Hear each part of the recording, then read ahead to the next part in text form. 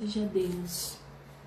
Meus irmãos, a paz do Senhor, para a glória e honra do nome do nosso Senhor Jesus Cristo. Nós temos muito o que glorificar ao Deus vivo, o Deus Altíssimo, digno de toda a honra, de toda a glória, de toda a adoração. Esse Deus maravilhoso que nos constrange com esse amor. E mais um motivo de nós engrandecermos o nome do nosso Deus. Aleluia. Porque Ele tem nos sustentado. E a palavra do Senhor diz assim, que o motivo de nós não sermos consumidos são as suas misericórdias que se renovam a cada manhã. E esse é mais um dia que as misericórdias do Senhor foram renovadas sobre as nossas vidas. E assim podemos glorificar a esse Deus maravilhoso. Entoamos e glorificamos o nome do nosso Deus, porque cremos, aleluia, que Ele é um Deus justo, verdadeiro e fiel. E o nome de Jesus, nessa manhã de domingo, eu quero clamar ao Senhor, para que verdadeiramente nós possamos ser tocados por Ele.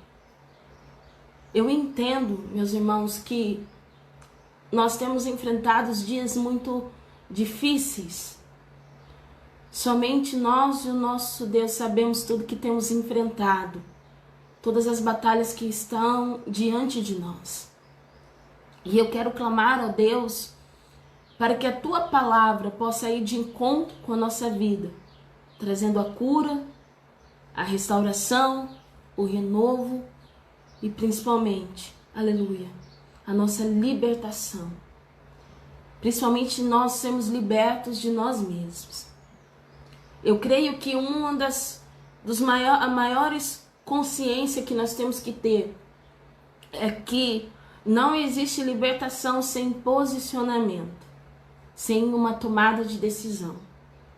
A libertação ela não está limitada à expulsão de demônios e nem outro tipo de tipificação, mas é apenas o entendimento de que eu preciso tapar as brechas, a legalidade que eu tenho concedido para que o adversário das nossas almas possa ter algum tipo de liberdade ou de acesso às áreas da minha vida. E nesta manhã o Senhor, Ele nos pede para a glória do nome do Senhor Jesus Cristo, para que nós possamos entender isso.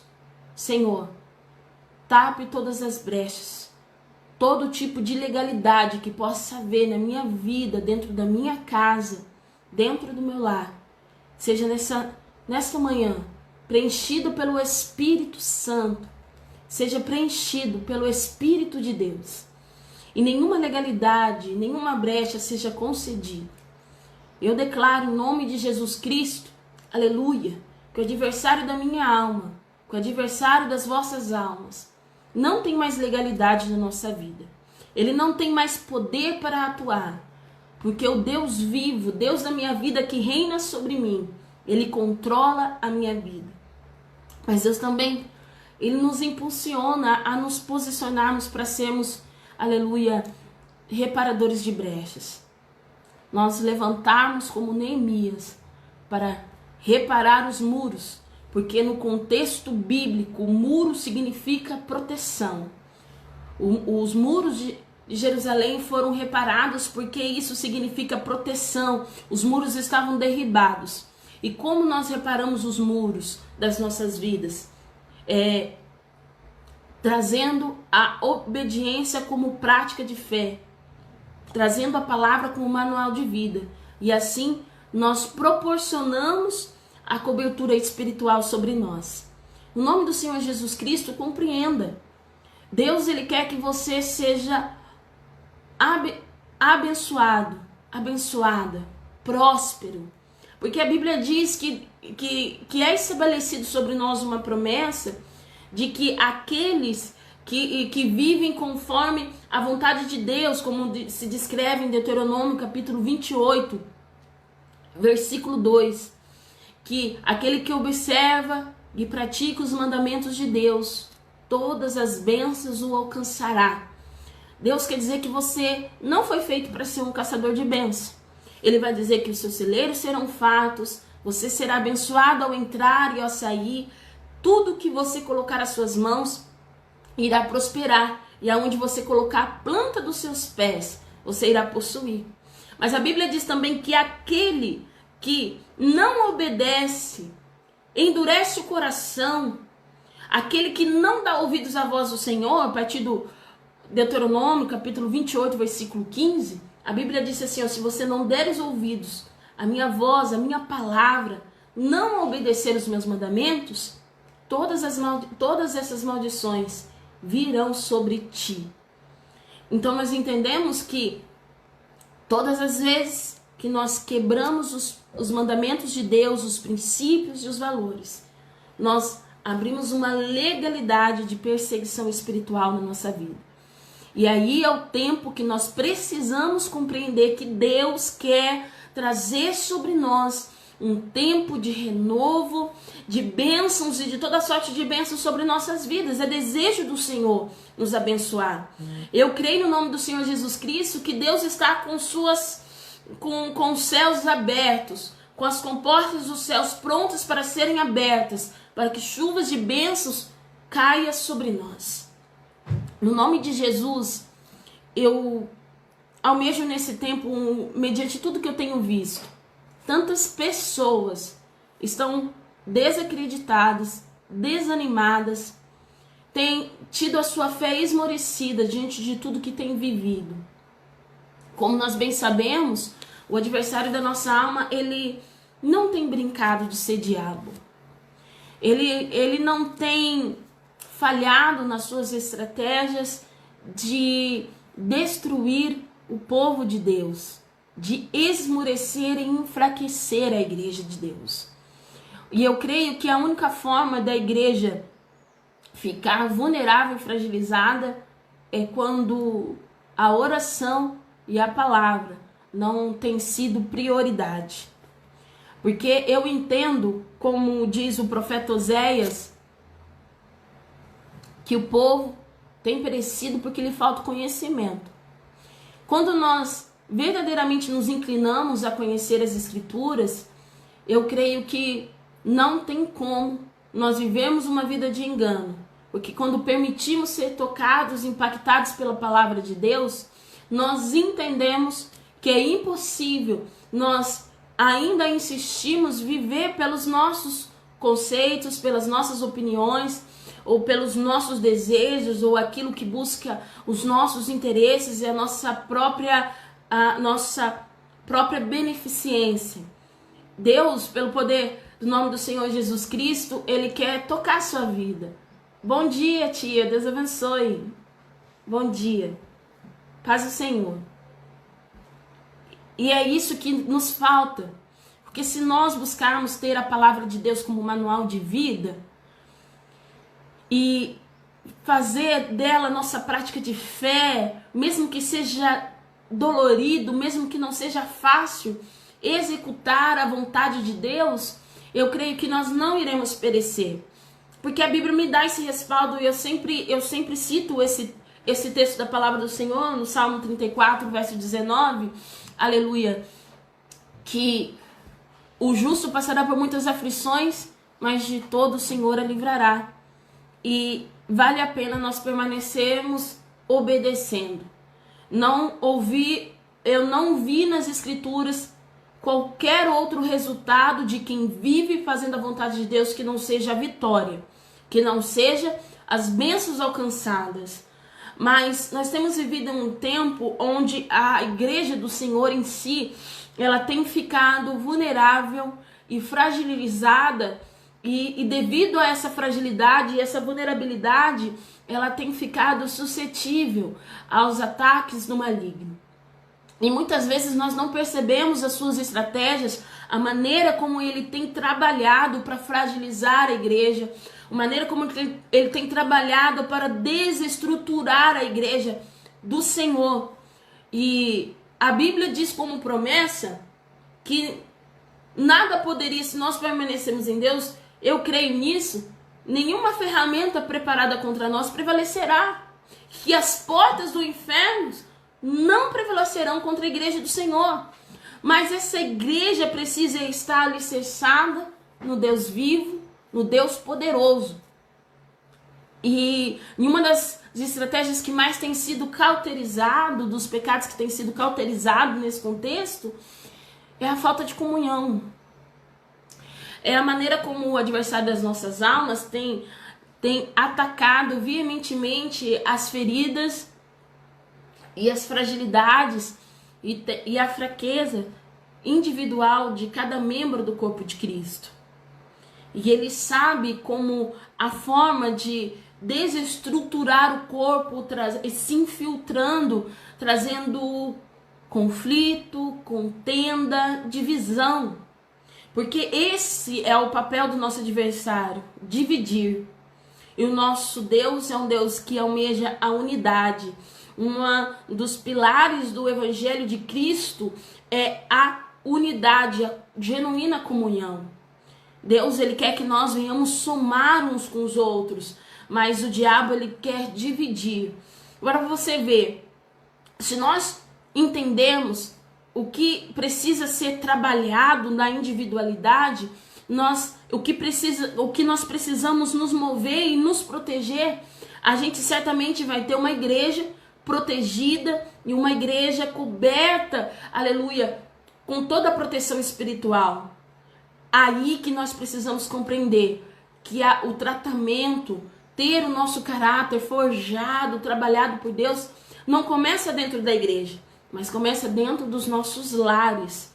Você já pensou que não tem como nós termos uma igreja saudável, curada, liberta, transformada, se as nossas famílias não forem curadas, transformadas e libertas? Se você for ver dentro do contexto familiar, você já pensou como o inimigo tem trabalhado para dividir a parentela? Você já pensou em algum momento na sua vida, se você lembrar de algum parente que você não conversa, ou de algum parente que você, eu não consigo ter entendimento, eu não gosto daquele parente, eu tenho dificuldades de relacionamentos, eu já fui tão ferida por algum tio, pelo meu pai, pelo meu irmão, pelos meus primos, que isso fez com que a família dividisse e nós não temos aquela comunhão que nós deveríamos ter. Quando nos encontramos é dentro de uma superficialidade, nos tratamos bem, de forma civilizada, mas no coração estamos divididos, porque você não consegue ter comunhão com a sua própria família. Sempre um falando do outro, sempre um falando dos defeitos, da dificuldade, da ferida familiar de cada um, sempre um falando do filho do outro, da maneira como como cada um tem administrado o seu lar. E é aí que precisamos entender que a gente jamais pode se colocar numa posição de que nós temos a capacidade de julgar as escolhas, as ações e a maneira com que cada família resolve administrar o seu lar. Nós achamos que temos o direito de nos colocar na posição de apontamento e identificar as falhas, as eficiências de uma família que deveria ser funcional, mas não é. Então, às vezes, de forma inconsciente, nos posicionamos como se nós fôssemos superiores a outras famílias, que a maneira como nós criamos o nosso filho é melhor, a maneira como eu lido com as dificuldades do meu casamento é o mais correto, e eu começo a me colocar numa posição de juiz que não me pertence. A Bíblia é muito clara a respeito disso. Deus é juiz. Jesus é o nosso advogado. O Espírito Santo é o nosso consolador. Quando nós compreendemos que a nossa família também está sujeita a qualquer tipo de fragilidade, de dificuldade, também de tragédia e de desestrutura familiar, nós compreendemos assim que talvez você não vai enfrentar os mesmos problemas e dificuldades que outras famílias enfrentam, mas você também tem deficiência na sua família, também tem dificuldades que você enfrenta. Pode ser diferente, mas isso não te isenta de também de estar sujeito a cometer erros e falhas dentro do seu lar. É aí que nós precisamos entender o que Deus almeja e espera de nós. A gente olhar para dentro da nossa casa e pedir: Senhor, vê se há em mim algum caminho mau e guia-me para o caminho reto, como diz o salmista. Senhor, identifica onde está o erro dentro da minha casa, as dificuldades que eu tenho enfrentado dentro da minha casa, e me ajude, Senhor, e me ajude a trazer a minha família, a começar na minha vida para o prumo de Deus, para o centro da vontade de Deus. Quando nós começamos a nos ocupar com aquilo que está doente dentro da nossa família, com aquilo que está fragilizado, com as fraquezas e as falhas que eu encontro, e começo a entender que eu preciso começar a mudar o meu comportamento, que eu preciso ser a mudança que eu almejo que aconteça dentro do meu lar, eu começo a ficar ocupado demais e deixo de reparar na família do outro, nas dificuldades do outro, nas falhas, no pecado de outros. Nós, muitas vezes, nos prestamos para ser boca de Satanás na vida das pessoas. Nós muitas vezes não ajudamos, nós não edificamos, mas usamos a nossa boca para amaldiçoar, para cometer o pecado da maledicência, de falar um dos outros, de falar de forma pejorativa, de forma que eu creio que Deus e o Espírito Santo se entristece. Em 1 Tessalonicenses, a palavra do Senhor diz assim, que nós não devemos apagar o Espírito Santo. Não apagueis o Espírito Santo. Não apagueis. Eu creio que nós precisamos ter o fruto do Espírito dentro de nós. E não é fácil, meus irmãos. Não é fácil a gente fazer a vontade de Deus. Não é fácil, às vezes, a gente ter o controle do Espírito Santo para não falar mal do outro, para não fazer fofoca do outro. Porque isso todos estão sujeitos.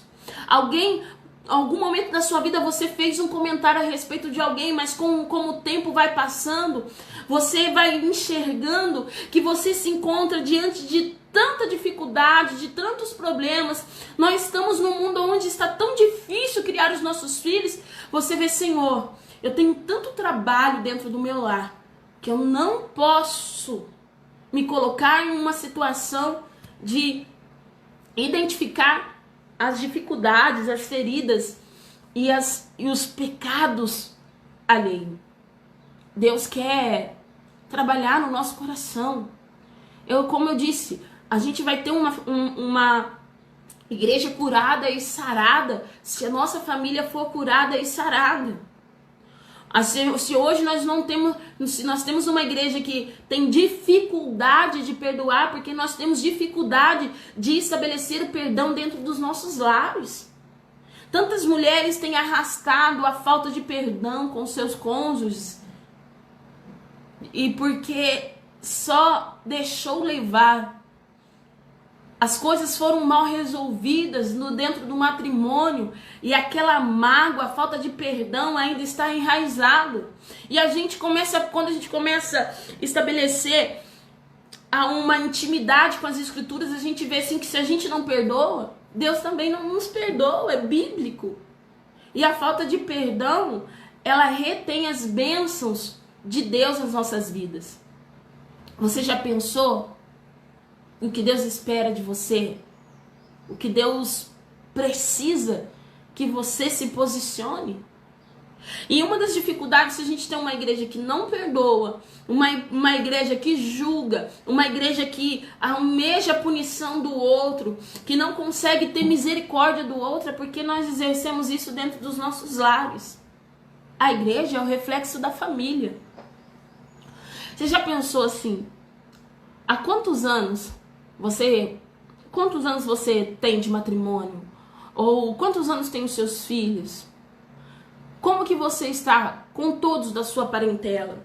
É algo muito difícil. E eu não vou dizer que é fácil. Não é fácil nem para mim, nem para vocês. Mas, às vezes, há quantos anos você tem arrastado uma mágoa dentro de você? Com uma tia, com um tio, com um primo, com seu próprio pai ou com sua mãe, com seu sogro, com a sua sogra. E você tem enraizado dentro de você essa mágoa, esse rancor. E talvez você possa dizer assim para mim, mas irmã Rafaela, você nem imagina o que minha irmã fez para mim. O que o meu pai, a minha sogra fez para mim. Você não imagina o quanto que eu sofri, o quanto que eu fui humilhada, o quanto aquela palavra que foi lançada contra a minha vida me magoou, me marcou, me fez sofrer.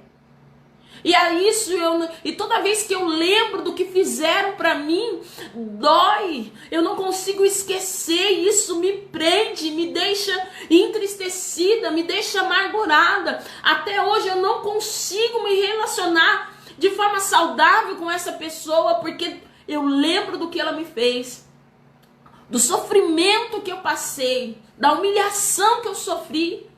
É minha família, é meu parente, mas eu não consigo ter um relacionamento porque essa pessoa se tornou tóxica para mim. E o problema, meus irmãos, que infelizmente, e eu sei que não é fácil, eu sei que não é fácil, que infelizmente isso tem retido as bênçãos de Deus na sua vida. Isso retém as bênçãos de Deus na minha vida.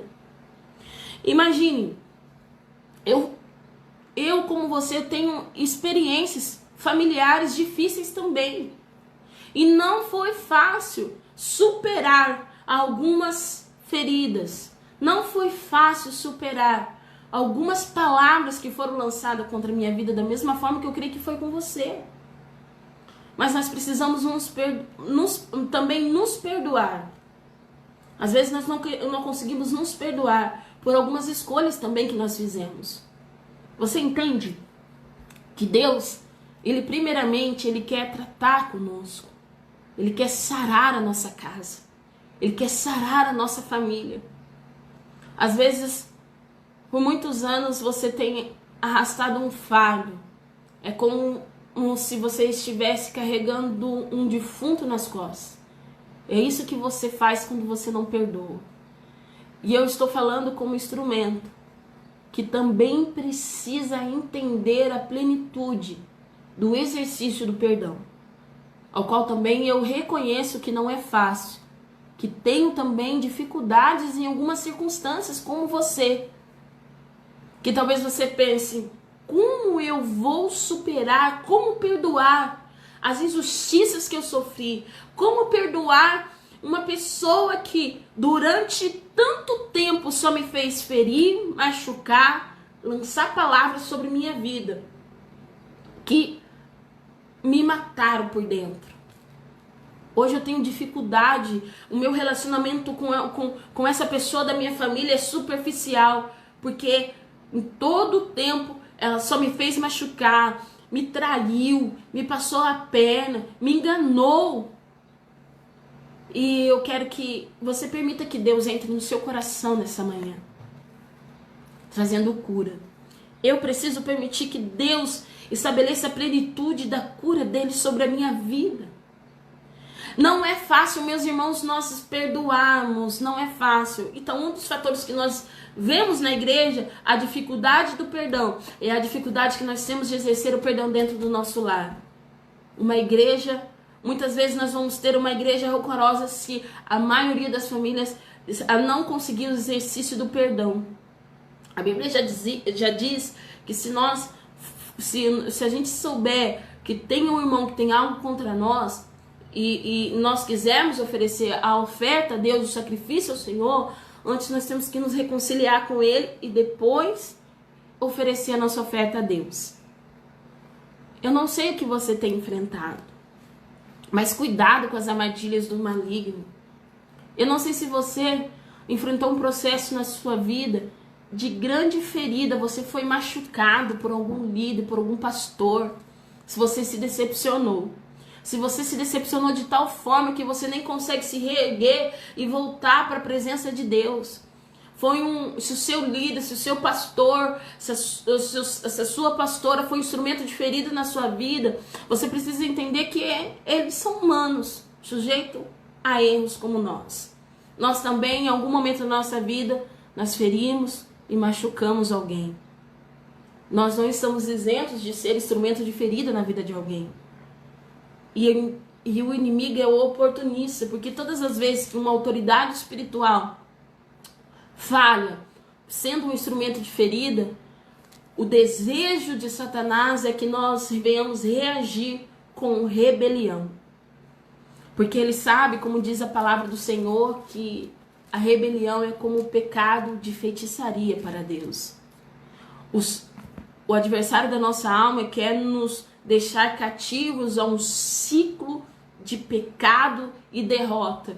Ele se aproveita da injustiça que você sofre para que você possa reagir também errando. Por isso que muitas vezes nós vemos um ciclo de derrota e fracasso na vida de algumas pessoas. Porque sim, ela foi injustiçada, ela foi ferida por uma autoridade espiritual, por um pastor, por uma pastora, por algum líder de departamento, mas devido ao oportunismo do maligno, essa pessoa reagiu com rebeldia, com rebelião, fora de como Deus desejaria com que ela reagisse. Porque você pode ter certeza que aquele permanece obedecendo, fazendo a vontade de Deus, mesmo que sofra injustiça, ele vai ser honrado. Se ele permanecer obedecendo, Deus honra.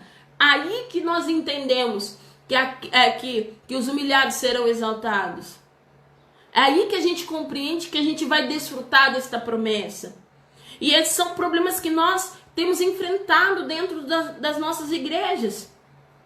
A falta de perdão, que a gente entende que a misericórdia de Deus também tem sido negligenciada, o exercício da misericórdia para com o outro tem sido negligenciado. Nós não perdoamos e assim nós não somos perdoados por Deus, porque é isso que diz a Bíblia: se você não perdoar, você também não pode ser perdoado. A gente não pode conceder ao outro menos daquilo que nós recebemos de Deus. Se nós recebemos o perdão de Deus, se nós recebemos a misericórdia de Deus, como nós não vamos conceder isso ao nosso irmão? E não é fácil.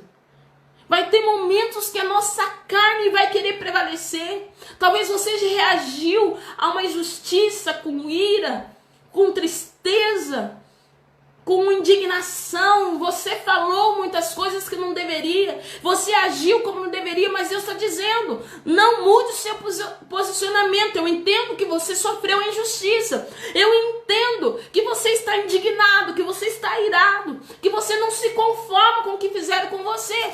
Mas já chegou o tempo de mudar o seu comportamento e de permitir que Deus exerça a justiça dele. Porque a justiça de Deus não é corrompida. E não é fácil, meus irmãos. Praticar a palavra não é fácil, mas não é impossível. E por não ser fácil também, nós entendemos que maior é o benefício daquele que consegue obedecer a Deus com excelência.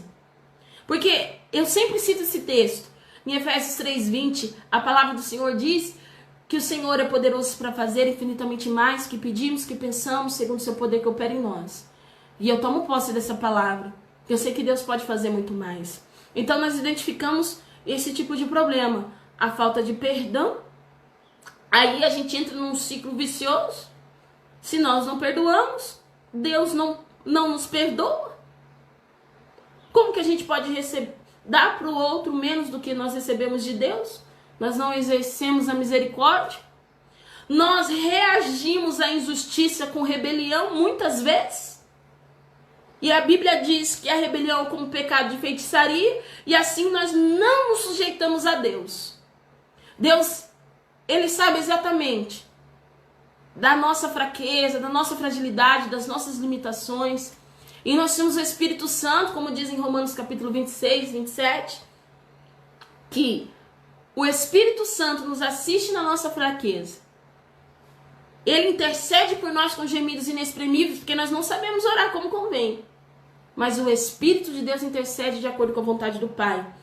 E em Romanos 8:28, a palavra de Deus diz assim, que todas as coisas cooperam para o bem daqueles que amam a Deus. Para mim amar a Deus, eu vou precisar amar o meu irmão. Mas é difícil a gente amar quem nos caluniou, inventou coisas a nosso respeito, nos prejudicou, passou a perna em nós, aquele que puxou o nosso tapete, aquele que você sabe que falou mal da sua vida. É difícil amar quem sempre procurou trazer prejuízo para a sua vida, te prejudicou. É difícil amar aquele que te feriu, aquele que falou uma palavra que doeu em você, que te machucou. É difícil amar quem sempre está procurando algo para te machucar. Mas o amor, ele não é condicionado àquilo que o outro pode retribuir a você. Por isso que o amor de Deus para conosco é incondicional. Porque nós não merecemos o amor de Deus. Porque aquilo que às vezes algumas pessoas fazem conosco, nós também fazemos com o Senhor. Quantas vezes nós não priorizamos a Deus? Nós não damos o nosso melhor para o Senhor. Nós não fazemos a obra de Deus com excelência. Quantas vezes nós negamos a Deus? Quantas vezes nós, mesmo tendo consciência da verdade, nós nos inclinamos para o nosso desejo, para a nossa vontade. Queremos, muitas vezes, tão somente saciar os desejos da nossa carne. Sabe, mesmo conhecendo a verdade, nós fazemos tudo conforme aquilo venha a ser benéfico para nós, para o nosso próprio interesse. Quantas vezes nós sabemos que devemos fazer o que é correto para com o nosso próximo, e nós, por querer muitas vezes apenas nos preocuparmos com a nossa reputação, por termos dificuldade de reconhecer que nós erramos, que nós falhamos, que temos dificuldades, preferimos que o outro seja prejudicado no nosso lugar. Quantas vezes somos covardes? Somos covardes e sabemos que podemos fazer o bem e não fazemos, como diz em Tiago 4,17. Se você sabe que deve fazer o bem e nisso não faz, nisso você está pecando. Quantas vezes você deixou o outro ser prejudicado no seu lugar? Quantas vezes você, sabendo da verdade, você não falou com medo de receber retaliações? Quantas vezes você deixou de fazer o que é certo com medo do que os outros poderiam dizer, ou das pessoas se levantarem contra você? Quantas vezes mesmo você, sabendo que era o certo, você se calou e não disse a verdade? E isso Deus está vendo. Então nós também não merecemos o amor de Deus, mas mesmo assim Ele nos ama. Porque na Epístola de Paulo aos Romanos, a palavra do Senhor diz assim, que nem a morte, nem o pecado, nem a altura, nem a profundidade pode nos separar do amor de Deus. Deus nos ama. E a prova desse amor foi o teu filho que foi entregue para nos salvar. E nós não merecemos. Nós somos medíocres. A nossa essência é pecaminosa. Nós não prestamos dentro da essência da nossa carnalidade. Nós não merecemos o que Deus tem para nós. Mas Ele nos ama. Mesmo com os nossos defeitos. Mesmo com as nossas fraquezas e fragilidades. Mas quando nós vamos... quando nós devemos fazer aquilo que Deus faz por nós, nós não fazemos. Nós achamos que temos que punir, rotular, nós temos que julgar. A Bíblia vai dizer em Romanos 15, 1, eu acredito, 15, versículo 1, que nós temos que ser pacientes com as fraquezas dos fracos para não agradar a nós mesmos. Nós não resgatamos almas. Muitas vezes, nós empurramos cada vez mais as pessoas para o abismo. É só vermos a maneira como os homens, no contexto eclesiástico, têm lidado com aquele que caiu. Nós temos dificuldades de incitá-los ao arrependimento, de ajudá-los a serem moldados pelo Espírito Santo como instrumento de Deus. Nós não temos exercido um caminhar, um acompanhamento, uma demanda de assistência espiritual. E nós muitas vezes achamos que às vezes a disciplina, um banco, resolve tudo. E o caráter da pessoa não é confrontado. E Deus faz isso todos os dias conosco, através da sua palavra. Entende? Ele nos confronta com a sua palavra. Porque às vezes a gente não reconhece, mas quantas vezes você foi invejoso, invejosa, você teve ciúmes, você foi competitivo? Quantas vezes você foi fofoqueira, você foi fofoqueiro? Quantas vezes você sentiu ciúmes das realizações, inveja da realização das outras pessoas? Quantas vezes você não conseguiu ter alegria com a conquista dos outros? Todos nós estamos sujeitos e Deus nos confronta com a sua palavra. A gente é muito hipócrita às vezes, porque muitas vezes nós apontamos no outro o que nós praticamos, mas a gente não enxerga, né? A gente fica numa cegueira espiritual tão grande que a gente não consegue enxergar dentro de nós.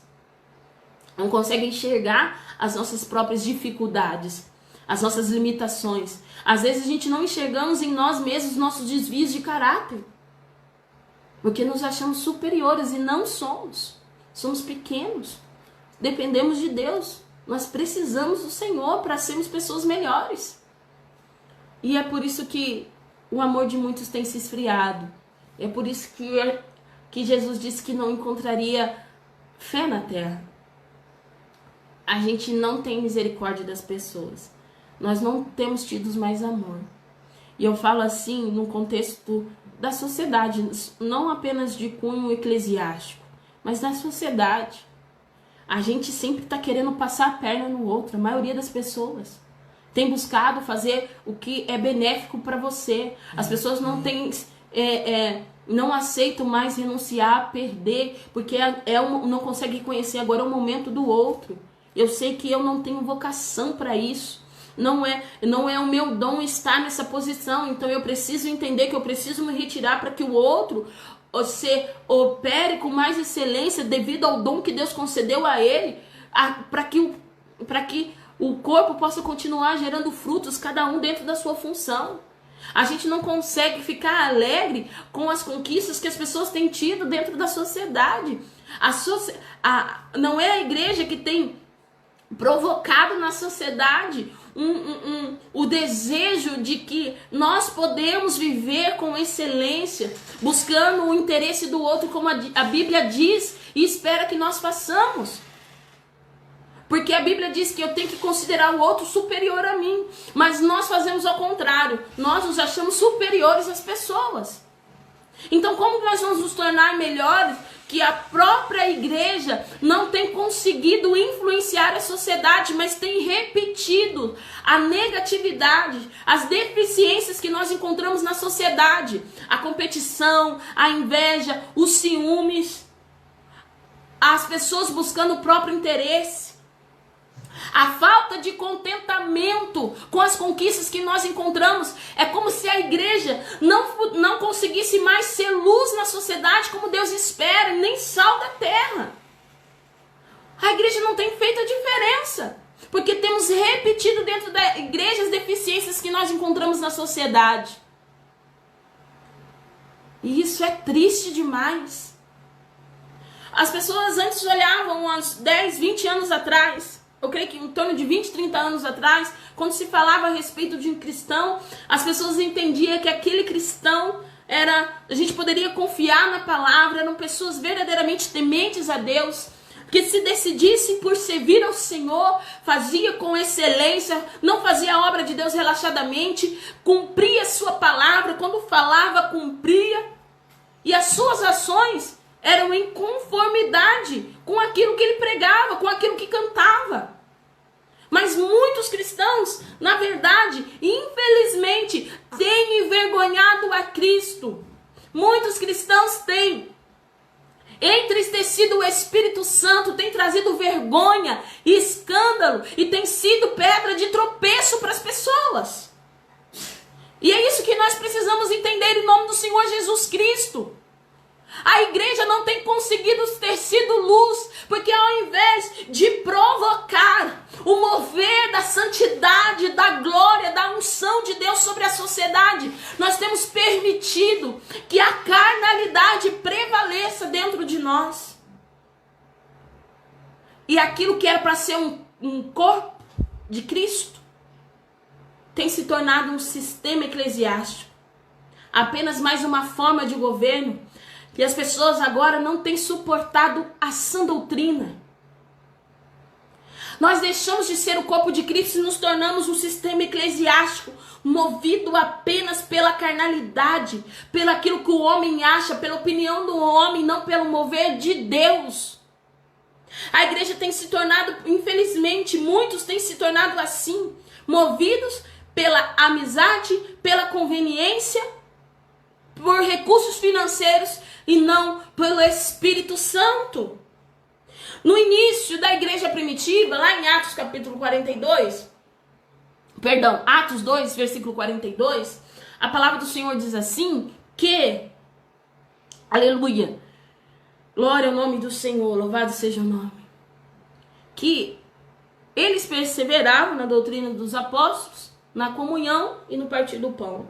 Que muitos que tinham muitos recursos, que tinham suas propriedades, eles, por mover natural, com a naturalidade de ser generosos e bondosos, eles vendiam suas propriedades para dar assistência para aqueles que não tinham. E todos viviam igualmente perante a presença de Deus, ninguém passava necessidade. Mas conforme os séculos foram passando, a gente tem visto, ao invés da igreja refletir na sociedade o que foi a essência da igreja primitiva, a gente tem visto na sociedade tanta desigualdade social, tantas pessoas vivendo em situações de miserabilidade, porque a igreja também tem sido egoísta. A igreja não tem sido cristocêntrica como deveria ser, num contexto geral. Eu não falo de questão de individualidade espiritual, mas eu falo no contexto de coletividade espiritual. Então, conforme o tempo foi passando, essa essência da igreja primitiva foi se perdendo perante o tempo. Tinha a comunhão, no partir do pão e nas orações. E hoje o que a gente vê? Igrejas lotadas no entretenimento. E as reuniões de oração, de estudo bíblico, cada vez mais vazias. E é por isso que a igreja está cheia de gente, mas que a espiritualidade, como eu vi uma vez no Facebook, rasa com a profundidade de uma piscina. Tá cheia de gente que grita, que pula, cheia de gente que aparentemente é espiritual, aparentemente se veste espiritual, tem a roupa de quem é espiritual, tem a fala de quem é espiritual, mas é vazio. Mais uma vez eu quero dizer a vocês, em nome do Senhor Jesus Cristo, às vezes a gente tem, como cristãos, a gente tem provocado nojo nas pessoas, desprezo, porque nós temos pregado que nós não vivemos. E a gente envergonha o evangelho. Deus não quer isso.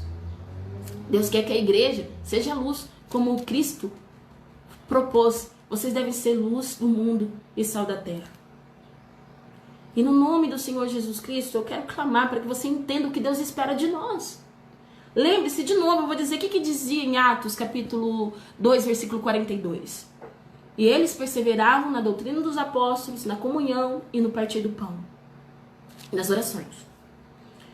E as propriedades, se continuasse discorrendo as escrituras, aqueles que tinham muitas propriedades, quando eles eram impactados pelo poder da palavra, eles viam a necessidade do outro, a escassez do outro, eles vendiam o que tinham e compartilhavam com aqueles que não tinham e viviam igualmente. O que a gente vê como essência na sociedade? Desigualdade social, competição, inveja, um querendo o mal do outro. Eu até quero você bem, mas eu não quero que você seja melhor do que eu. E isso é triste, mas é um fato. E muitas vezes isso porque também a igreja também está dessa forma. Porque é a igreja que precisa influenciar a sociedade através do nosso comportamento, das nossas ações, através das nossas vidas. As pessoas precisam encontrar o amor de Jesus, para que elas possam ver, nossa, tá vendo a vida daquela mulher, daquele homem? Eu quero servir esse Jesus que ela serve, porque eu consigo ver o amor de Deus nas suas ações. Eu consigo ver a misericórdia de Deus nas suas ações.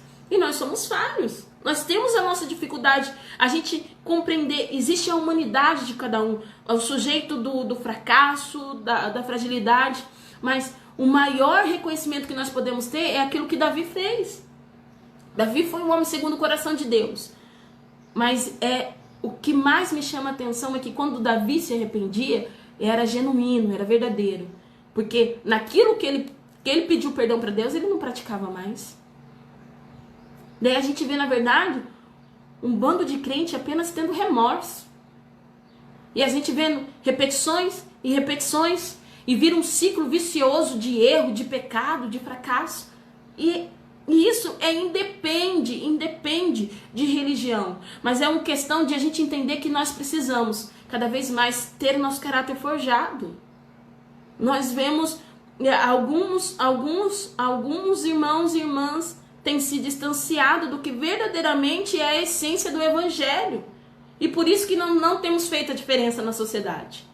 Por isso que muitos têm desprezado os cristãos. Porque nós não temos feito como Cristo espera que nós façamos. Nós não temos refletido a Cristo. Nós não temos imitado a Cristo como Cristo espera que nós venhamos imitá-lo. Não temos provocado uma reação nas pessoas de querer a presença de Deus. Porque nós não temos refletido a glória dele. Lembra da essência? O que me deixa maravilhado, que em Atos 2, antes de tudo isso ser acontecido, a palavra do Senhor vai dizer que em Atos capítulo 1, Jesus dá uma ordem, ele está em Atos capítulo 1, versículo 4. Assim, porque, permaneçam em Jerusalém, para que vos cumpra a promessa que eu vos falei. Em Atos capítulo 1, versículo 8, a palavra do Senhor, vocês vão receber poder. Vão receber o Espírito Santo e vai receber o poder de Deus. Em Atos 2, a palavra do Senhor vai dizer que eles estavam reunidos no mesmo lugar e de repente veio um vento impetuoso. Aleluia. E veio sobre ele como línguas repartidas de fogo e eles foram cheios do Espírito Santo. Algumas pessoas dentro daquele contexto ficaram maravilhadas, outros disseram, estão embriagados. Lembra que Pedro teve seu ministério restaurado em João capítulo 21? Evangelho de Jesus, segundo escreveu João capítulo 21. Ali, quando eles recebem o Espírito Santo, recebem o poder de Deus em Atos 2, ele pôde se levantar com autoridade. Depois, primeiro, seu ministério restaurado, obedecendo a Deus, permanecendo em Jerusalém. Aleluia. Ao nosso Senhor Jesus, obedecendo em Jerusalém, recebem poder. Ele se levanta com autoridade. Ele vai dizer assim em Atos 2. Varões israelitas, estes homens não estão embriagados, mas se cumpriu o que se descreveu na palavra, no livro do profeta Joel, capítulo 2, eu creio que é versículo 28. Aleluia. Eu derramarei o meu espírito sobre toda a carne. Vossos filhos, vossas filhas profetizarão. Vossos velhos sonharão e vossos jovens terão visões. Eu derramarei o meu espírito sobre toda a carne. A gente vai receber de Deus conforme nós obedecemos a Ele. A palavra do Senhor vai dizer que nessa pregação, Pedro estava tão cheio do Espírito Santo que quase 3.000 almas foram salvas e batizadas. Apenas pela pregação. As pessoas foram impactadas. Sabe por que as pessoas não têm sido impactadas? Talvez as pessoas venham falar isso e acham que eu tenho alguma coisa contra. Pelo contrário. Eu respeito muito e eu creio nas diferentes, que o mesmo Espírito pode se manifestar de forma diferente na vida de cada um. Mas eu vejo assim que a pregação não tem tido tanto impacto na vida das pessoas porque não tem tido prática. As pessoas têm pregado e não têm vivido. E tem grito, e tem pulo, e roda. E eu não estou criticando isso, porque eu sou de uma igreja que eu amo isso, eu amo o mover do Espírito Santo, eu amo a liberdade do Espírito Santo. Mas não tem poder e unção. É o que mais nós temos visto. As pessoas estão sendo incitadas a se mover pelas emoções e não pelo verdadeiro derramar do Espírito Santo. E por isso que as pessoas não têm sido mais impactadas como deveriam, pelo poder da palavra. Que as pessoas veem todo esse mover quando as pessoas estão em cima do altar, mas no dia a dia as pessoas vivem como se não fosse, como se não pertencesse a Cristo, desonrando, trazendo escândalo, trazendo vergonha e sendo pedra de tropeço. Por isso que a palavra não tem tido impacto. Tem que ter testemunho. Entende? E após isso, você vai ver uma sequência de mover do Espírito Santo em Atos 2. Eles permaneceram como Cristo pediu. Em Atos 2 derramou o poder do Espírito Santo. Eles foram cheios do Espírito Santo. Eles receberam poder. Aleluia. A Bíblia diz assim, em Atos capítulo 1, versículo 8, assim, vocês receberão o meu Espírito. Vão descer sobre vocês o Espírito Santo e vocês receberão poder. E vocês serão as minhas testemunhas na Judéia, Samaria e até os confins da terra. Nós temos que ser testemunha do genuíno Evangelho, promover o Evangelho, cumprir o ID e pregar o Evangelho a toda criatura. Mas a gente vai pregar com a nossa vida. Se a gente falar e não viver, a gente vai ser hipócrita. E ao invés de atrair as pessoas para a presença de Deus, a gente vai trazer desprezo. Muitas pessoas estão desprezando a Cristo porque seus instrumentos têm sido escândalo e pedra de tropeço. Têm vivido uma vida que não é em conformidade com a palavra de Deus. E isso que a gente precisa entender. O que mais a gente tem visto são pessoas que têm negligenciado a verdade, que têm sido negligentes, que não têm tido mais temor. Porque assim, ninguém é obrigado a servir a Deus, porque não é nem por força nem por violência. Mas se você entregou a sua vida, crendo que Jesus é o único e suficiente salvador da sua vida, seja verdadeiro. Não tem como colocar o pé em duas canoas ou servir aos dois senhores, porque em algum momento você vai desagradar a um ou outro. É isso que Deus quer de nós. Sejamos verdadeiros. Eu entendo que cada um de nós teremos dificuldades no nosso caminhar. Mas Cristo quer, em nome do Senhor Jesus Cristo, que você viva uma vida de abundância, de prosperidade, de bênção. Mas que você permita que o caráter de Deus seja inserido na sua vida. A Bíblia vai dizer que em Atos 3, isso é maravilhoso, ele prega, alcança quase 3.000 almas e tem um paralítico na Porta Formosa. Ele estava ali para pedir esmolas, porque aqueles que tinham deficiência, a sua condição de vida era essa, eles não poderiam nem adentrar no templo.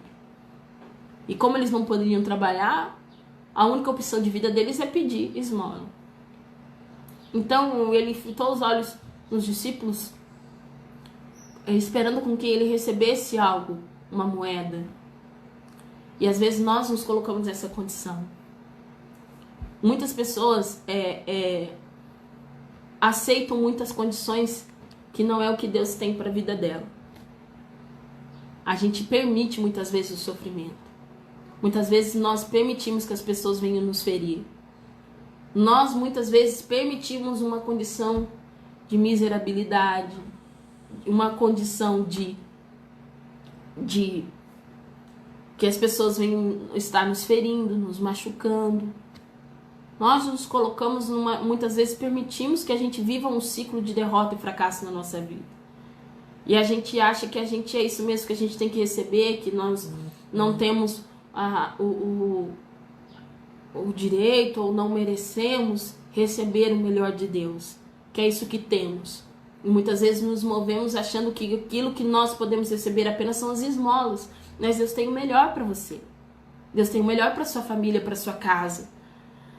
E eu quero que no nome do Senhor Jesus Cristo você entenda o que Deus concedeu para esse paralítico na Porta Formosa, quando Pedro disse: eu não tenho ouro, eu não tenho prata, mas o que tenho eu te dou.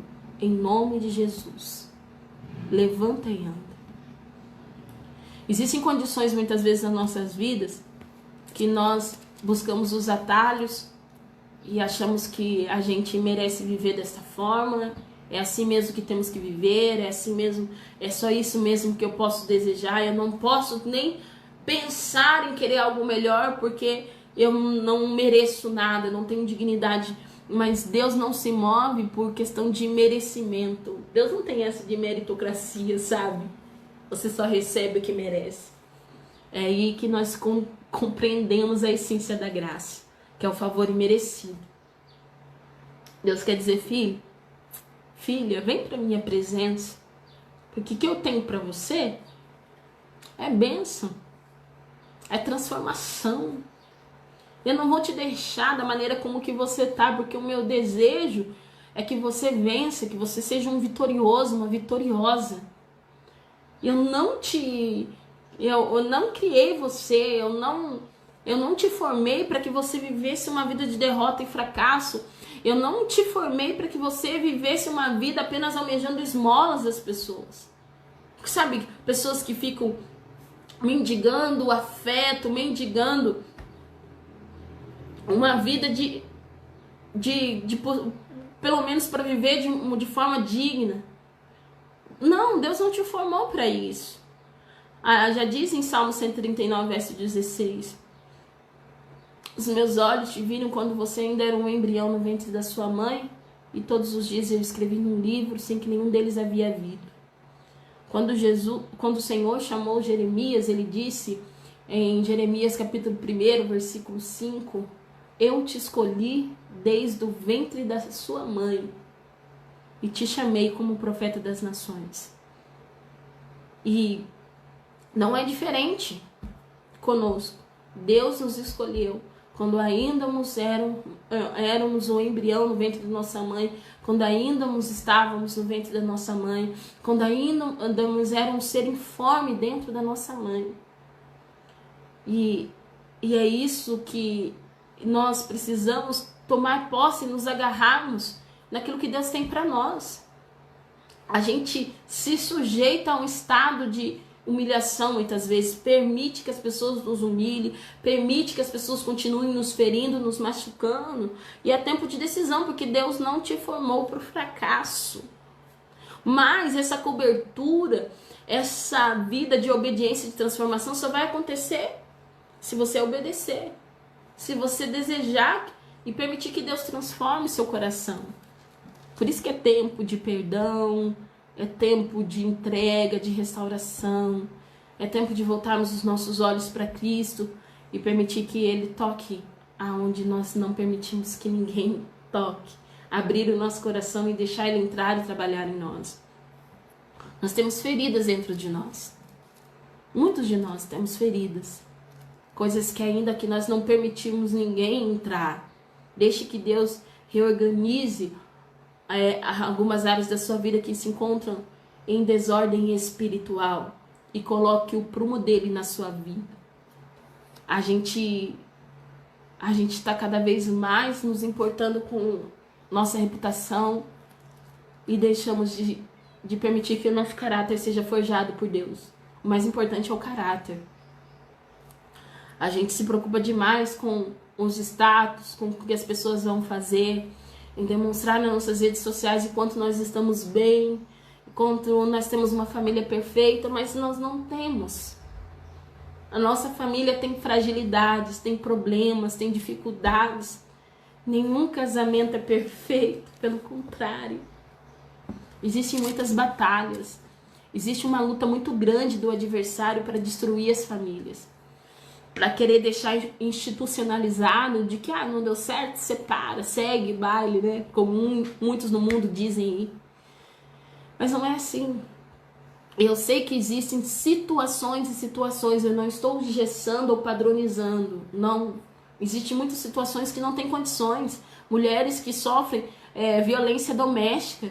E eu sou contra, independente, se seja na questão secular ou no contexto eclesiástico. Se mulheres cristãs sofrem violência doméstica, eu não sou favorável da mulher continuar subjugada a essa condição. Porque um homem que bate na mulher já quebrou o mandamento de Deus.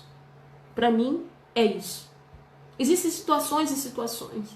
Meus irmãos, nós nem imaginamos que dentro do contexto eclesiástico, muitas mulheres sofrem violência domésticas, violência verbal, psicológica. Quantas mulheres estão subjugadas? E muitas vezes, por engessarem, muitos cristãos, muitos líderes não estão preparados para lidar com essa situação. Daí muitas pessoas dizem assim, olha, o que a gente aprendeu durante alguns anos atrás? Vamos orar a Deus porque nós não podemos, né, separar. Mas pelo contrário, meus irmãos, existem situações e situações. Uma mulher não pode ficar subjugada a um sistema de violência doméstica. Então, é nesse momento que a igreja precisa se levantar confrontando esse tipo de postura. Homens que não têm honrado o que Deus espera que eles honrem, tratando a mulher como um vaso mais frágil. O Espírito Santo, ele quer provocar isso em nós, trazendo a verdade, trazendo o que nos púlpitos voltem à pregação de João Batista. A gente quer cada vez mais se institucionalizar uma teologia da prosperidade que não é adivinha da obediência. Nós queremos pegar caminhos e atalhos que não se condicionalize uma vida de obediência. A prosperidade já diz em Deuteronômio 28, você vai ser próspero, então obedeça. Não é só apenas no dízimo e na oferta, porque a Bíblia diz assim, se eu errar em um dos itens dessa lei, eu me torno culpado por todos. Então, nós, como seres humanos, fracos, falhos, sujeitos ao pecado, a gente tem que tentar todos os dias viver uma vida de obediência, fazendo aquilo que Deus espera que nós façamos. Podemos errar, podemos falhar, sim, estamos sujeitos. Mas a Bíblia diz que aquele que está em Cristo não vive pecando, principalmente no mesmo erro. Então é só a obediência que vai condicionar a nossa a uma vida de prosperidade em nós. A gente tem muito coaching, né? A gente tem vivido uma era onde tem se levantado muitos aqueles pregadores de autoajuda. Não é aqueles que são provocados a uma mudança de vida através das Santas Escrituras. A pregação de João Batista tem desaparecido. Aliás, a gente corre o risco dessa geração não suportar a sã doutrina e a pregação de João Batista que dizia, arrependei-vos, porque é chegado o reino dos céus. Muitos não vão mais suportar isso. Às vezes a gente passa cada vez mais querendo encher as igrejas com entretenimento. Mas a palavra e a oração têm sido negligenciada. E a igreja está sendo fragilizada. Cada vez mais estando vulnerável. Isso é no contexto geral. Não é especificando uma denominação. Pelo amor de Deus. É algo que toda a igreja está sujeita. A gente precisa da misericórdia. Nós precisamos do amor de Deus. Mas não temos amado. Nós não temos lutado pelas almas como nós deveríamos lutar. Nós não temos buscado a presença de Deus como deveríamos buscar. Então, a gente tem abandonado as pessoas caídas, a gente tem abandonado as pessoas nas condições que ela tem enfrentado, não temos tido misericórdia e nos achamos superiores espiritualmente. Mas o que a Bíblia diz? Aquele que está em pé, cuide para que não caia. Nós nem imaginamos que nós devemos ser aquele que Cristo pede para nós sermos. Sermos suporte espiritual um dos outros. A gente precisa um do outro. Eu fico muito triste quando eu vejo pessoas que eu sei que Deus concedeu a eles um chamado, uma chamada muito grande. E hoje essas pessoas estão fragilizadas, enfraquecidas na fé. Mas vai ter algum momento na nossa vida que nós também vamos estar assim. Porque se nós não ficarmos apercebidos, nós iremos, infelizmente, esmorecer. Nós estamos sujeitos a perecer se nós não alimentarmos o nosso espírito. E nós não temos mais nos importado em perder almas para o inferno. Mas pelo contrário, a gente precisa resgatá-las, demonstrando o amor e a misericórdia. Mas a gente tem pregado um tipo de evangelho que não é condizente ao que Cristo pregou quando estava aqui. Ou o legado que ele deixou dentro de nós, com a palavra que nos foi deixada para promover a graça, o evangelho e o poder de Deus. Então, o fato de, num contexto geral, muitos têm se distanciado desse genuíno evangelho, a igreja tem ficado vulnerável e fragilizada diante dos ataques do maligno. Por isso que nós temos visto tantos escândalos, tantos homens e mulheres de Deus, muito usados pelo Senhor, hoje caídos. E o que a Bíblia diz? Que eu também estou sujeito. Aquele que está em pé, cuide para que não caia. Porque a pessoa não percebeu, porque ninguém cai de uma vez. A gente vai ficando fraco. A gente vai sofrendo injustiças durante nossa caminhada cristã. A gente vai perdendo o desejo de orar, o desejo de ler a Bíblia e depois o desejo de estar em comunhão na casa do Senhor. Até muitos não conseguir ter mais forças para a casa de Deus. E a gente não percebe. Quando o irmão começa a faltar o culto, a gente não liga mais, tá tudo bem? Como você tá? Ou mesmo que aconteça algo, a gente tem medo de ficar perto do irmão, porque tem medo de se sujar junto. Meus irmãos, a gente tem medo das pessoas falarem algo, nossa, mas como você tá perto dele, perto dela, olha o que aconteceu com ela, as pessoas vão falar mal de você. Mas pra gente tirar alguém da lama, a gente vai ter que se sujar. Que não tem como a gente não se sujar, para quando a gente for abraçar para levantar, a gente vai se sujar junto. Mas depois nós vamos ser lavados, aleluia, pela água que flui dentro de nós, que é a água viva, que é o nosso Senhor Jesus Cristo. A gente vai vem aqui, eu vou te ajudar. Se arrependa, eu tô do teu lado, eu vou orar com você. Eu vou interceder pela sua vida, porque você é precioso. Eu sei que você faria a mesma coisa por mim, se você estivesse forte. Mas nós fazemos ao contrário. A gente gosta de estar perto de quem está tudo bem, de quem pode nos oferecer algo. É difícil estender a mão para alguém que não tem nada para nos retribuir.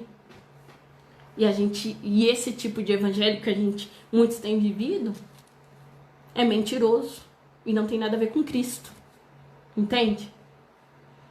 Por isso que no nome do Senhor Jesus Cristo, eu creio, aleluia, que o Senhor é um Deus fiel, justo e verdadeiro. E Ele quer provocar em nós nesse tempo essa hipocrisia que nós temos vivido até aqui. Esse evangelho hipócrita que não é condizente com a verdade que Deus tem pregado nas Escrituras. Sim, 1 Coríntios 13 diz que se ainda que eu falasse a língua dos homens e dos anjos não tivesse amor, isso não me adiantaria em nada. Não importa os meus dons, eu posso até entregar todos os meus bens, mas se eu não tenho amor, de nada adianta. Então que evangelho hipócrita é esse que não tem amor? Que evangelho hipócrita é esse que não tem misericórdia? Que evangelho hipócrita é esse que busca o próprio interesse? A palavra do Senhor diz assim que o amor, ele não busca o seu próprio interesse, ele não arde em ciúmes, ele tudo suporta, tudo espera. Nós temos praticado esse amor? Não, não temos. E isso é triste demais. Triste demais saber que temos infelizmente vivido um evangelho tão superficial, tão distante do genuíno evangelho que Jesus disse para promovermos, para proclamarmos, até que Ele pudesse vir e nos buscar. É por isso que existem tantas pessoas hoje, tantos homens e mulheres de Deus, cheios do Espírito Santo, cheios do poder de Deus, cheios da glória do Senhor. Homens e mulheres que tiveram um grande chamado, tantos pastores, tantas cantoras, tantas missionárias hoje, que estão distantes do Evangelho, porque no momento que se sentiu fraco, não teve uma mão estendida de Deus. Teve um dia que eu encontrei um morador em situação de rua e que estavam proclamando alguns versículos da palavra de Deus e ele me disse que ele era um pastor. Você já pensou? Quando a gente tem insistido em proclamar um evangelho tão fraco, incentivado uma superficialidade espiritual, nós não temos incitado uma vida de oração e não temos insistido em fazer com que as pessoas conheçam verdadeiramente a palavra, a gente faz com que as pessoas não tenham estrutura espiritual. Por isso que Efésios 6, 10 diz assim, revestivos de toda a armadura de Deus, para que possais resistir no dia mau. Porque nós vamos sofrer ataques. E é por isso que nós temos que estar revestidos da proteção de Deus. Mas vai ter momentos que nós vamos estar fracos. E aí a gente precisa do suporte espiritual do outro. Mas a gente tem sido tão egoísta, tão individualista, e que talvez eu não sei se Cristo tenha, ou o nosso Senhor tem se agradado do que nós temos praticado nesse tempo. Eu acho que o Espírito Santo está triste demais. O que o seu povo tem feito com a palavra dele, com a sua igreja.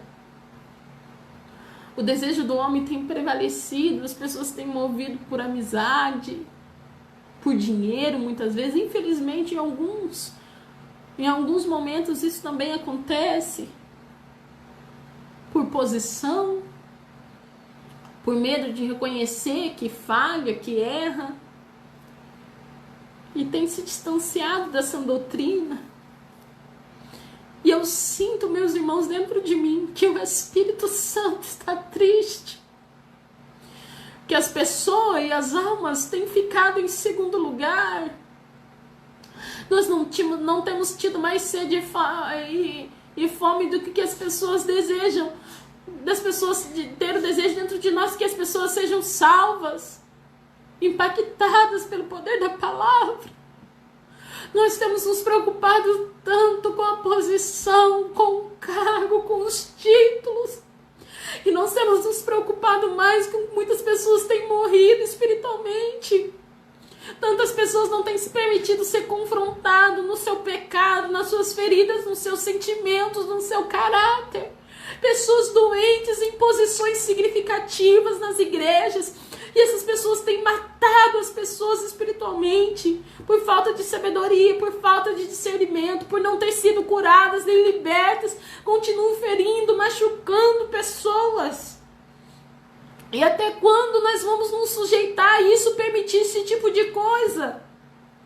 Até quando nós vamos nos posicionar em Deus como Deus espera que nós nos posicionamos e continuarmos nessa mesmice espiritual, não permitindo que Deus provoque essa mudança no nosso caráter, nos transforme?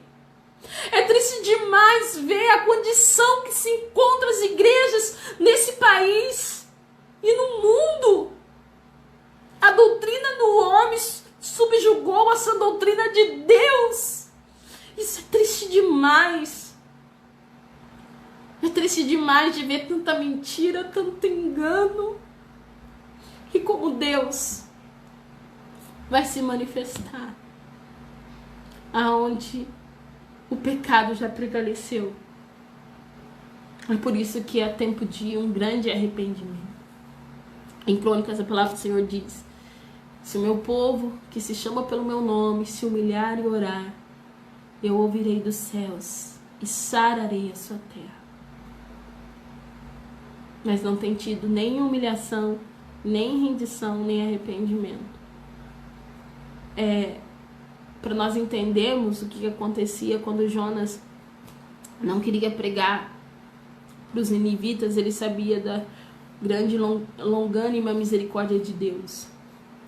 Ele tentou fugir, nós conhecemos toda a história, a ponto dele fazer a sua oração dentro de um grande peixe. E o Senhor usou de misericórdia e fez com que ele fosse expelido lá de dentro. E a única pregação que Jonas fez na cidade de Nínive, ele falou assim: olha, em 40 dias Nínive será subvertida ou será destruída, em algumas outras traduções. A palavra do Senhor diz que essa pregação foi tão forte para o povo que desde o rei até os animais, todos foram... Isso foi estabelecido o jejum. Eles se vestiram de panos de saco, colocaram cinza sobre as nossas cabeças e se arrependeram genuinamente. O pecado era cruel. Eles eram cruéis. Eles eram pessoas ruins demais, maldosos, cometeram os grandes pecados em Nínive. Mas quando eles se arrependeram genuinamente, Deus usou de bondade e misericórdia e desistiu de destruir, porque teve arrependimento. E é isso que Deus quer fazer conosco neste tempo. Existem muitas coisas que Deus não tem se agradado. Mas se o seu povo se humilhar na presença de Deus, o juízo dele não é estabelecido. Mas se nós continuarmos vivendo uma vida desregrada, uma vida com falta de temor, de desobediência, e nós desprezarmos a santidade de Deus, o juízo dele vai ser estabelecido. E nós não vamos escapar da mão de Deus. Mas se ele tem nos dado a oportunidade de ouvir a sua palavra, é porque ele tem o intuito de nos, aleluia, de mudar a nossa vida, que a gente se arrependa, porque o desejo dele é que todos sejam salvos. Não que a gente viva numa condição de fracasso, de derrota, porque a gente sabe, como diz em Gálatas 6, 7 e 8, não vos enganeis, de Deus ninguém se zomba, porque aquilo que o homem semear, isso ele vai colher. Então, o meu desejo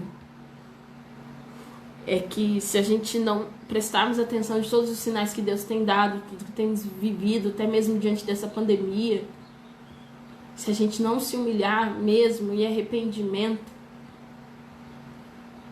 a gente vai sofrer as consequências na nossa desobediência. Cuidado. De Deus ninguém se zomba. Cuidado. Não seja um instrumento de injustiça. Não minta. Não minta. Não se coloque diante de uma condição de uma paternidade maligna, porque quem mente é filho do diabo. A Bíblia diz que o diabo é pai da mentira. Deixa Deus tocar em você. Deixa o Espírito Santo mudar a sua vida. Em nome de Jesus, eu quero orar com você para encerrarmos e pedir para que o Senhor provoque na sua vida uma reação de entrega, de arrependimento, mas principalmente para que o céu se abra sobre a sua vida e que você possa se deleitar no Senhor, para que o Senhor cumpra o desejo do seu coração, como diz em Salmos, aleluia, 37, versículo 4. Deleita-te também no Senhor e Deus te considerar o desejo do coração dele. Ele também diz, Salmos 37, 5, entrega o seu caminho ao Senhor, confia nele, ele tudo fará. A forma como que Deus trabalha é diferente. Talvez você possa estar como salmista no Salmos 42, versículo 3. Você nem imagina o que eu tenho vivido. Talvez você possa estar dizendo dentro de você. E como o salmista que diz, Salmos 42, versículo 3.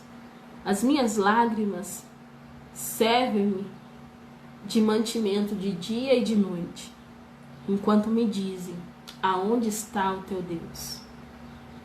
No Salmos 42, versículo 9 diz, direi a Deus, a minha rocha, por que te esqueceste de mim?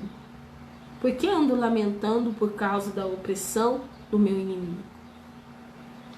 Talvez você tenha passado por situações tão difíceis que até as pessoas que te cercam dizem, mas você não serve a Deus? Aonde está o teu Deus? E talvez nós não entendamos a permissão de Deus, o porquê do vale, do deserto, o porquê da doença. Talvez você possa questionar assim, tantas pessoas fazendo tanta maldade, por que, Senhor, o Senhor permitiu isso dentro da minha casa? Por que eu tenho sofrido dessa forma? E eu creio, como diz em Salmos 37, versículo 9, que possa agir, Salmos 37, o livro do profeta Ezequiel 37, 9, que vai chegar um momento, no contexto do capítulo 37, que o Senhor, ele se revela ao profeta e o leva numa visão e coloca ele no meio de um vale de ossos secos. E ele vai perguntar assim, poderá, Ezequiel, esses ossos reviver? E o profeta Ezequiel vai dizer assim, Senhor, tu sabes. E eu sei, como eu e você, que vai chegar um momento, ou se você estiver vivendo esse momento na sua vida, que alguma área da sua vida está como esse vale de ossos secos. Você olha para essa circunstância, para essa área da sua vida e você vê, eu só vejo ossos, morte e sequidão. Então, aos meus olhos naturais, eu não vejo solução. Eu não tenho mais forças para orar por isso. Eu não tenho mais condição até mesmo de crer que Deus pode fazer alguma coisa. Porque não há mais esperança em mim. Mas a Bíblia diz que nós temos que trazer à memória aquilo que nos dá esperança. Como diz a palavra do Senhor, a esperança até pela árvore cortada.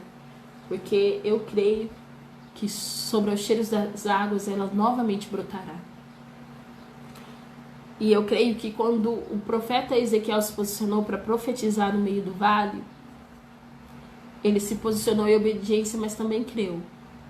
E a palavra do Senhor diz assim, que houve um grande barulho e ruído. Foram juntando ossos, carne, músculos, nervo, mas faltava algo. Porque Deus não faz nada pela metade. E é por isso que diz no versículo 37, versículo 9. E ele me disse, Ezequiel 37, 9. E ele me disse, profetiza ao Espírito, profetiza ao Filho do Homem, diz ao Espírito, assim diz o Senhor ao Espírito, assim diz o Senhor Deus, ó vem dos 4 ventos, ó Espírito, e assopra sobre estes mortos, para que vivam. Qual área da sua vida está nessa sequidão? Para você acabou. É luto, é morte. Como eu vou profetizar? Se para mim já acabou. Mas você serve aquele que é o autor da vida. E ele quer que você se posicione como o profeta Ezequiel e profetize vida sobre essa área de sequidão. Essa morte espiritual que está diante de você. Deus está dizendo, profetize. E a palavra do Senhor vai dizer que em Ezequiel 37, 10, o profeta Ezequiel disse assim, eu profetizei como ele me deu ordem, e então o Espírito entrou neles e viveram, e se puseram em pé, um exército grande e extremo. Se a gente crê, as coisas acontecem. Eu creio nisso. E a gente tem vivido tantas injustiças, tantos sofrimentos, tem tido tantas tragédias na nossa vida que a gente tem perdido até mesmo a esperança. Mas a esperança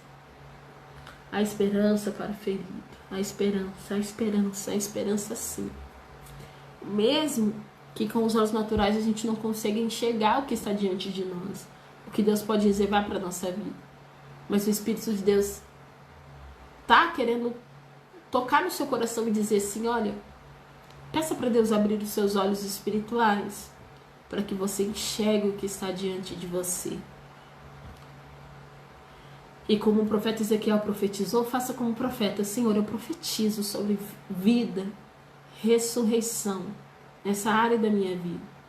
Onde eu não tenho mais esperança, Senhor, eu colocarei a minha esperança no Senhor. Eu confio em Deus. Porque diz no Salmo 125 que os que confiam no Senhor são como os montes de Sião que não se abalam, mas permanecem para sempre. Eu sei que confiar não condiciona ao momento de você não sentir dor ou não sentir medo. A gente pode sentir medo, mas o medo não pode esmorecer a nossa fé e nem nos paralisar. Confia em Deus. Não é fácil. No momento do vale, da luta, da dificuldade, a gente confiar, a gente ficar forte. Muitas vezes a gente esmorece, fica abatido, porque isso já aconteceu comigo. E algumas lutas que eu já enfrentei na minha vida. E o problema é que a gente tem que ir se fortalecendo, porque virão outras lutas, virão outras batalhas. Mas você pode reagir diferente. Quando o seu caráter for forjado por Deus, você não vai ser o mesmo nas lutas que virão. Porque Deus vai te fazer mais santo, mais forte, mais sábio, mais sábia. E creia no nome de Jesus. Que você não é a condição que você está vivendo. Deus tem uma promessa. Porque quando Ezequiel profetizou no versículo 10, aleluia, entrou vida. E eles se puseram em pé, um grande exército. E você faz parte desse exército de Deus. Você é um soldado do Senhor. Ainda que talvez pode dizer, mas neste momento eu me sinto como um soldado ferido. E neste momento que Deus está te tirando da linha de frente, colocando no hospital para curar você. E após você ser curado, sarado e permitir que Deus te cure, Ele novamente vai te colocar ao fronte da batalha, para que você seja um instrumento de vida. Que Deus os abençoe. Em nome de Jesus. Senhor, meu Deus e meu Pai, neste momento, eu quero apresentar a vida dos meus irmãos e eu quero pedir em nome do nosso Senhor Jesus Cristo, para que o Senhor possa ir de encontro com a necessidade dos teus filhos e o Senhor possa selar pelo poder e autoridade do nome de Jesus Cristo a vitória dos teus servos. Pai, eu não sei se qual pessoa que nesse momento se encontra ou será alcançado por essa live, necessitando do refrigério, se conta, Senhor Deus, ó Pai, desanimado, fragilizado e precisa do refrigério de Deus. Eu não sei quais foram as injustiças que eles sofreram, Senhor, mas o Senhor sabe do que eles precisam. E é por isso, ó Pai, em nome de Jesus, eu quero pedir, Deus, restitui a alegria, as forças, o ânimo. Senhor, aumente a fé dos teus servos. Eu não sei aquilo que possa ter ocasionado, ó Deus, a fé que eles possam ter sido esmorecido, que a fé se esmoreceu diante de alguns enfrentamentos, de algumas batalhas, de algumas pelejas. Mas, Pai, aumente a fé dos teus filhos, que eles possam trazer em memória aquilo que pode dar esperança a eles. A tua palavra diz assim, que o Senhor é o nosso refúgio, fortaleza, socorro bem presente na tribulação. O que eu quero pedir, Pai, em nome de Jesus, restitui as forças, a alegria, a fé, o ânimo dos teus filhos, traga renovo, refrigério. Ó Deus, se alguma alma está abatida, ó meu Deus, fortalece pelo poder e autoridade do teu nome. Eu clamo em nome de Jesus, visite os teus filhos neste momento, trazendo cura, restituição, renovo. Use de bondade e misericórdia, Senhor, e seja o socorro bem presente na vida dos teus servos. Pai, traga salvação, traga libertação em nome de Jesus. E é que eu clamo para que o Senhor possa confirmar e garantir vitória, para que o seu nome seja glorificado e exaltado, em nome de Jesus. Amém.